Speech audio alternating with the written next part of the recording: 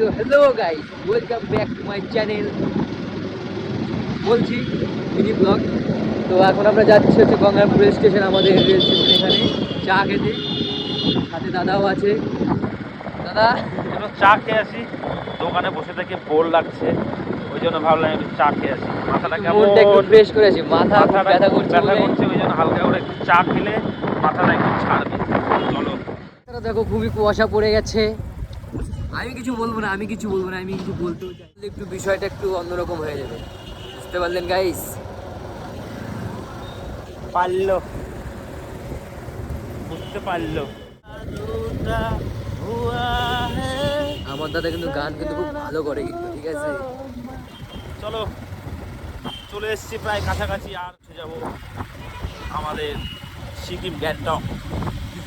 ওখানে গিয়ে চা খাবো, চিকেন খাবো, চিকেন।